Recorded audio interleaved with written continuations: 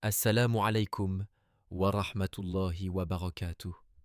Que la paix, la miséricorde et les bénédictions d'Allah soient sur vous tous. Chers frères et sœurs musulmans, chers amis chrétiens présents parmi nous, je vous adresse mes salutations les plus respectueuses et fraternelles. C'est un honneur pour moi d'être parmi vous, aujourd'hui, pour discuter d'un sujet important qui touche non seulement notre foi, mais aussi notre compréhension du monde dans lequel nous vivons. Je m'appelle Youssouf Abdallah, je suis un simple étudiant de la religion, passionné par le dialogue entre les croyants. Depuis plusieurs années, je m'intéresse aux relations entre l'islam et le christianisme, et je suis convaincu que lorsque nous discutons avec respect et sincérité, nous pouvons découvrir beaucoup de vérités communes et approfondir notre compréhension mutuelle. Docteur Zakir Naik, je vous remercie sincèrement d'avoir accepté d'échanger avec nous aujourd'hui. Beaucoup de gens parlent de tensions internationales, de conflits possibles et même de prophéties religieuses liées à ces événements.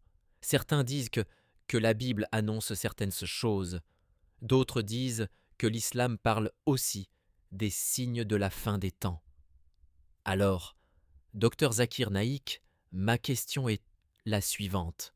Docteur Zakir Naik, que devons-nous réellement comprendre des événements liés à l'Iran, aux grandes puissances mondiales comme les États-Unis et des prophéties redoutées associées à l'année 2026? Wa alaykoum assalam wa rahmatullahi wa barakatuh, mon frère Youssouf. Je te remercie pour ta question sincère et pour ton ton respectueux. Je remercie également tous nos frères et sœurs musulmans et nos amis chrétiens qui prennent le temps d'écouter cette discussion. L'objectif de ce dialogue n'est pas de créer la peur ni la division, mais de chercher la vérité avec sagesse. Permettez-moi de commencer par un principe fondamental de l'islam. Le musulman doit toujours distinguer entre les spéculations humaines et la révélation divine authentique. Aujourd'hui, beaucoup de vidéos, d'articles et de discours circulent sur Internet affirmant que tel événement politique ou tel dirigeant mondial serait directement lié à une prophétie. Mais l'islam nous enseigne la prudence. Dans le Coran, Allah dit « Ô vous qui avez cru, si un pervers vous apporte une nouvelle, vérifiez-la, de peur que par ignorance vous ne portiez atteinte à des gens et que vous ne regrettiez ensuite ce que vous avez fait. » Sourate Al-Hujurat 49, 6.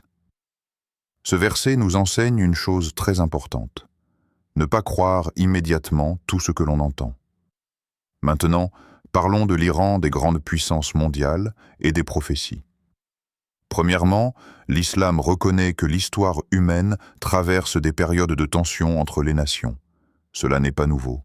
Dans le Coran, Allah parle déjà des conflits entre les peuples. Allah dit dans le Coran, « Et si Allah ne repoussait pas les gens les uns par les autres, la terre serait certainement corrompue. » Sourate Al-Baqarah 250 et 1.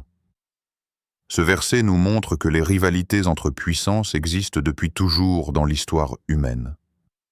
Aujourd'hui, certains parlent des tensions entre l'Iran et les États-Unis. D'autres parlent de dirigeants politiques et essaient d'y voir des signes apocalyptiques. Mais en islam, nous devons rester équilibrés. Le Coran ne mentionne pas l'année 2026. Je répète clairement, le Coran ne donne pas de date précise pour les événements futurs mondiaux. Même concernant l'heure dernière, le jour du jugement, Allah dit dans le Coran, il t'interroge au sujet de l'heure. Quand arrivera-t-elle? Dis, sa connaissance n'est qu'auprès de mon Seigneur. Sourate Al-Araf 787. Donc même le prophète Muhammad, paix et bénédiction sur lui, ne connaissait pas la date de la fin des temps. Cependant, l'islam parle des signes qui précèdent la fin des temps. Dans les hadiths authentiques, le prophète Muhammad, paix et bénédiction sur lui, a mentionné plusieurs signes majeurs et mineurs. Par exemple, dans un hadith rapporté par Sahih Muslim, l'ange Djibril interrogea le prophète sur le heur. Le prophète répondit Celui qui est interrogé n'en sait pas plus que celui qui interroge. Mais je vais te parler de ces signes. Parmi ces signes, le prophète mentionna l'augmentation des conflits, l'injustice, les bouleversements politiques, la confusion morale. Mais il n'a jamais dit « tel pays spécifique ou tel dirigeant précis déclenchera la fin du monde ». Maintenant, certains chrétiens parlent de prophéties bibliques liées au Moyen-Orient. En tant que musulmans, nous respectons la Bible dans son origine, car nous croyons qu'Allah a révélé l'Injil à Jésus, Isa, paix sur lui. Le Coran dit « Nous avons envoyé après eux Jésus, fils de Marie, confirmant ce qu'il y avait dans la Torah avant lui. Et nous lui avons donné l'Évangile, Sourate Al-Maïda 5,46. » Cependant, l'islam enseigne également que les textes bibliques ont subi des modifications humaines au fil du temps. C'est pourquoi, lorsqu'une prophétie biblique est évoquée, les musulmans doivent toujours la comparer avec le Coran. Si elle contredit le Coran, nous ne pouvons pas l'accepter. Maintenant, parlons de l'Iran dans une perspective islamique plus large. L'Iran fait partie d'une région historiquement liée à la civilisation musulmane. Dans l'histoire islamique, les Perses ont joué un rôle très important dans le développement de la science, de la philosophie et de la jurisprudence islamique. Le prophète Muhammad, paix sur lui, a même mentionné les Perses dans un hadith remarquable. Il a dit « Si la foi se trouvait suspendue aux Pléiades, des hommes parmi les Perses l'atteindraient », rapporté par Al-Bukhari. Cela montre le respect que l'islam a pour les peuples et les civilisations. Mais cela ne signifie pas que chaque événement politique impliquant l'Iran doit être interprété comme une prophétie. L'islam nous appelle plutôt à la sagesse, à la patience et à la justice. Allah dit dans le Coran « Ô vous qui croyez, soyez fermes pour Allah, témoins avec équité. Et que la haine pour un peuple ne vous incite pas à être injuste. Soyez justes. Cela est plus proche de la piété. » Sourate Al-Maïda 5,8. Ce verset est extrêmement important dans le contexte mondial actuel. Il nous rappelle que même dans un monde rempli de tensions, le musulman doit rester juste. Maintenant, parlons d'un sujet qui suscite souvent la peur. Les prophéties liées aux conflits mondiaux. Dans les hadiths, le prophète Mohammed a mentionné certaines grandes épreuves appelées al-fitan. Par exemple, il a parlé d'une période où la confusion serait grande et où les gens auraient du mal à distinguer la vérité du mensonge. Il a dit « Il viendra des épreuves où celui qui est assis sera meilleur que celui qui est debout. » Sahih Bukhari. Cela signifie que dans certaines périodes, la prudence et la retenue sont meilleures que l'agitation et la panique. Aujourd'hui, beaucoup de gens sur Internet associent chaque événement mondial à une prophétie. Mais l'islam nous enseigne une approche différente. Le prophète Muhammad, paix sur lui, a dit « Si l'heure arrive alors que l'un de vous tient dans sa main un plant de palmier, qu'il le plante. » Ce hadith est profond. Il signifie que même si la fin du monde arrivait, le croyant doit continuer à faire le bien. Donc, au lieu de vivre dans la peur des prophéties, le musulman doit vivre dans la responsabilité morale. Il doit prier, être juste, aider les autres, rechercher la vérité, et surtout, il doit construire des ponts entre les croyants. Le Coran dit quelque chose de magnifique concernant les gens du livre, c'est-à-dire les chrétiens et les juifs. Allah dit « Et tu trouveras certainement que les plus proches des croyants par l'affection sont ceux qui disent « Nous sommes chrétiens » Sourate Al-Maïda 5.2.82. Ce verset montre que l'islam encourage le dialogue et le respect. C'est exactement ce que nous essayons de faire aujourd'hui. Plutôt que de se concentrer sur des prophéties effrayantes ou des spéculations politiques, nous devons chercher ce qui nous rapproche. La foi en Dieu, la moralité, la compassion, la justice. Enfin, je voudrais rappeler une chose très importante à nos frères et sœurs qui nous écoutent. Les événements politiques vont et viennent. Les dirigeants mondiaux changent. Les alliances internationales évoluent, mais la vérité divine reste. Le Coran dit La vérité est venue et le faux a disparu, car le faux est destiné à disparaître. Sourate Al-Isra, 17, 81. Donc, au lieu de craindre l'avenir, le croyant doit renforcer sa foi, améliorer son comportement et chercher la connaissance. Et c'est précisément l'objectif de plateformes comme cette chaîne qui cherchent à diffuser la connaissance et la réflexion. Si cette discussion vous a aidé à réfléchir, je vous invite à soutenir cette mission. Abonnez-vous à la chaîne Lumière de la Vérité, aimez cette vidéo, partagez-la avec vos proches afin que ce message de compréhension et de dialogue atteigne davantage de personnes. Et si vous croyez que la grandeur appartient uniquement à Allah, écrivez dans les commentaires « Allah Akbar ». Permettez-moi maintenant d'approfondir un point très important, parce que lorsque les gens entendent parler de tensions internationales, de prophéties et de conflits possibles entre grandes puissances, ils commencent souvent à penser que le monde est totalement hors de contrôle. Mais dans l'islam, nous avons une vision très différente de l'histoire humaine. Le Coran nous enseigne que rien n'échappe à la connaissance d'Allah. Allah dit dans le Coran « Pas une feuille ne tombe sans qu'il ne le sache » Sourate Al-An'am 6,59. Ce verset est extraordinaire, mes frères et sœurs. Il nous rappelle que si Allah connaît même la chute d'une feuille dans une forêt, alors il connaît évidemment les décisions des dirigeants, les mouvements des nations et les événements du monde. Cela signifie que le croyant ne doit jamais sombrer dans la panique. Aujourd'hui, certaines personnes affirment que les tensions au Moyen-Orient, notamment autour de l'Iran, seraient le début d'un grand conflit prophétisé dans les Écritures. D'autres parlent de dirigeants puissants et pensent qu'ils jouent un rôle dans des prophéties anciennes. Mais il est important de comprendre une règle essentielle de la méthodologie islamique. Nous ne transformons pas les suppositions en certitudes religieuses. Dans le Coran, Allah nous met en garde contre cela. Et ne poursuis pas ce dont tu n'as aucune connaissance. Sourate Al-Isra, 17, 36. Cela signifie que le musulman doit toujours s'appuyer sur des sources solides. Maintenant, parlons d'un sujet qui intéresse souvent nos amis chrétiens. Les prophéties.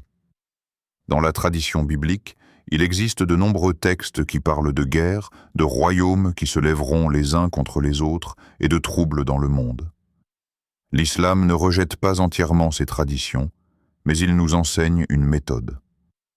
Le prophète Muhammad, paix et bénédiction sur lui, a dit « Lorsque les gens du livre vous rapportent quelque chose, ne les croyez pas totalement et ne les démentez pas totalement. » Cela signifie que si une information provenant des anciennes Écritures ne contredit pas le Coran, nous pouvons la considérer comme possible, mais sans en faire une certitude absolue. Cette approche est très équilibrée. Maintenant, revenons à l'idée que certaines personnes répètent souvent. L'idée qu'un dirigeant politique particulier serait directement mentionné dans les prophéties. Dans l'histoire, cela s'est produit encore et encore. À chaque génération, certaines personnes disent « Voilà le dirigeant dont parlaient les prophéties ». Mais quelques années plus tard, ces interprétations disparaissent. Pourquoi ? Parce que beaucoup de ces interprétations sont basées sur des émotions ou sur la peur, pas sur des preuves religieuses. Le prophète Muhammad, paix sur lui, nous a enseigné que les signes de la fin des temps existent, mais qu'ils doivent être compris avec sagesse. Il a mentionné les grands signes. Par exemple, l'apparition du Mahdi, le retour de Jésus, fils de Marie, Isa, paix sur lui, l'apparition du Dajjal, la sortie de Gog et Magog, Yadjouj et Majouj. Ces événements sont décrits dans les hadiths authentiques. Mais remarquez quelque chose de très important. Aucun de ces hadiths ne donne de calendrier politique précis lié aux nations modernes. Cela signifie que lorsque quelqu'un dit « tel événement géopolitique correspond exactement à une prophétie », il faut être très prudent. Le prophète Muhammad, paix sur lui, a également parlé d'une époque où la désinformation serait très répandue. Il a dit « Vers la fin des temps, il y aura des années trompeuses. On croira le menteur et on traitera de menteur celui qui dit la vérité. Regardez le monde d'aujourd'hui.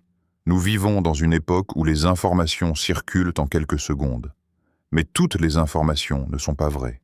C'est pourquoi le croyant doit toujours revenir au Coran et à la Sunna. Maintenant, j'aimerais aborder un autre point essentiel pour nos frères musulmans et nos amis chrétiens présents ici. Lorsque nous parlons des événements mondiaux, il est facile d'oublier que l'objectif principal de la religion n'est pas de prédire la politique internationale.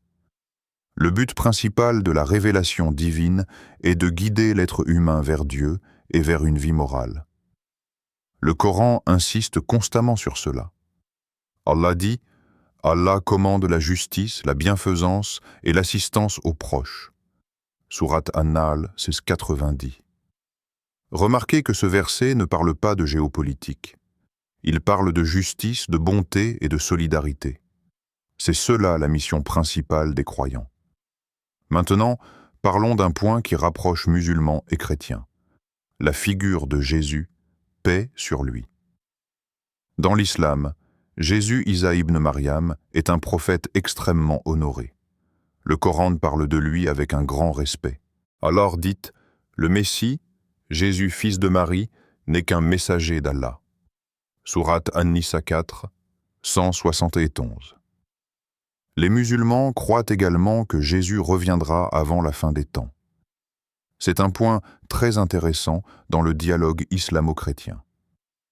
Dans les hadiths authentiques, le prophète Mohammed, paix sur lui, a dit que Jésus reviendra pour rétablir la justice et vaincre l'oppression. Mais encore une fois, il n'a pas donné de date précise. Il n'a pas dit que cela se produirait en 2026 ou dans une année particulière. Cela nous enseigne une grande sagesse. Les croyants doivent se préparer spirituellement plutôt que de spéculer sur des dates. Et comment se prépare-t-on spirituellement? Par la foi, par la prière et par les bonnes actions. Le Coran dit « Ceux qui croient et accomplissent de bonnes œuvres auront les jardins du paradis pour demeure. » Sourate Al-Kahf 1807. Donc la question la plus importante n'est pas « Quel pays sera impliqué dans quel conflit ?» La question la plus importante est « Sommes-nous prêts à rencontrer notre Créateur ?» Parce que chacun de nous a sa propre fin du monde. Lorsque notre vie se termine, notre monde se termine. C'est pourquoi le prophète Mohammed, paix sur lui, a dit « Le sage est celui qui se prépare pour ce qui vient après la mort. » Maintenant, permettez-moi d'ajouter une réflexion pour nos amis chrétiens. Le Coran invite les musulmans et les chrétiens à dialoguer sur une base commune. Allah dit « 10. Ô gens du livre, venez à une parole commune entre nous et vous, que nous n'adorions qu'Allah. » Sourate Al-Imran 364. C'est une invitation au dialogue et à la réflexion. Plutôt que de nous concentrer uniquement sur les conflits mondiaux ou sur les prophéties effrayantes, nous devrions réfléchir ensemble à cette question. Comment pouvons-nous construire un monde plus juste? Comment pouvons-nous aider les pauvres? Comment pouvons-nous protéger la dignité humaine?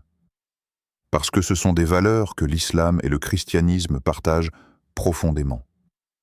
Le prophète Mohammed, paix sur lui, a dit « Les meilleurs des hommes sont ceux qui sont les plus utiles aux autres. » Imaginez si les croyants du monde entier appliquaient réellement ce principe. Beaucoup de conflits disparaîtraient, et c'est pourquoi je dis souvent que la véritable force de la religion ne se trouve pas dans les débats politiques, mais dans la transformation morale des individus. Lorsque les individus deviennent justes, les sociétés deviennent justes. Lorsque les sociétés deviennent justes, les nations deviennent pacifiques. C'est une transformation qui commence dans le cœur. Et c'est exactement ce que le Coran cherche à accomplir. Allah dit « En vérité, Allah ne change pas l'état d'un peuple tant qu'il ne change pas ce qui est en eux-mêmes. » Sourate Ar-Ra'd 13-11. Ce verset est l'un des plus puissants du Coran. Il nous enseigne que le changement du monde commence par le changement de l'être humain. Donc, lorsque vous entendez parler de prophétie, de tensions entre nations ou de dirigeants puissants, souvenez-vous de ceci. L'histoire humaine est entre les mains d'Allah. Mais la responsabilité morale est entre nos mains. Et chacun de nous doit se demander, suis-je une source de paix? Suis-je une source de justice? Suis-je une source de compassion? Parce que ce sont ces qualités qui rapprochent les croyants et qui honorent réellement la religion. Merci beaucoup, Dr Zakir Naïk, pour toutes ces explications profondes et pour la clarté avec laquelle vous avez partagé votre compréhension des Écritures et de l'histoire. J'ai écouté attentivement chacun de vos mots, et je pense que beaucoup de personnes ici ont appris quelque chose de précieux aujourd'hui. En tant que chrétien, je suis particulièrement touché par l'esprit de respect et de dialogue que vous avez montré. Dans un monde où les gens se disputent souvent à propos de la religion, il est très important de pouvoir s'asseoir, écouter et réfléchir ensemble avec sagesse. Vous nous avez rappelé que la foi ne doit pas être utilisée pour créer la peur, mais pour rapprocher les êtres humains de Dieu et pour encourager la justice, la compassion et la vérité. Et je crois que c'est un message dont notre monde a vraiment besoin aujourd'hui. Je vous remercie aussi d'avoir pris le temps de répondre à la question avec autant de patience et de sagesse. Vos références au Coran et au Hadith nous ont permis de mieux comprendre la perspective islamique sur ces sujets qui préoccupent beaucoup de gens. Personnellement, j'ai appris que la chose la plus importante n'est pas de spéculer constamment sur les événements politiques ou sur les dates possibles de certaines prophéties, mais plutôt de chercher à vivre une vie juste, honnête et proche de Dieu. Alors, du fond du cœur, je vous remercie pour cet échange enrichissant. Qu'Allah te bénisse, cher professeur docteur Zakir Naïk. Merci beaucoup, mon frère David. Je t'apprécie sincèrement pour ton écoute attentive et pour l'esprit respectueux avec lequel tu as participé à cette discussion. Ce genre de dialogue est très précieux, surtout dans le monde d'aujourd'hui où les malentendus entre les religions peuvent parfois créer des divisions. Lorsque des musulmans et des chrétiens prennent le temps d'écouter, de réfléchir et de discuter avec respect, cela ouvre la porte à une meilleure compréhension mutuelle.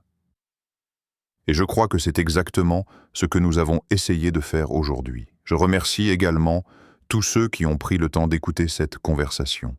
J'espère que ce dialogue vous a aidé à réfléchir plus profondément à la foi, à la sagesse des Écritures et à l'importance de la paix entre les croyants. Si vous avez trouvé cette discussion utile et enrichissante, je vous encourage à soutenir cette initiative. Abonnez-vous à la chaîne Lumière de la Vérité pour continuer à recevoir des contenus qui favorisent la connaissance, la réflexion et le dialogue entre les croyants. N'oubliez pas aussi d'aimer cette vidéo, de la partager avec votre famille et vos amis afin que ce message atteigne davantage de personnes. Et surtout, participez dans les commentaires. Vos réflexions, vos questions et vos points de vue sont importants pour faire vivre ce dialogue.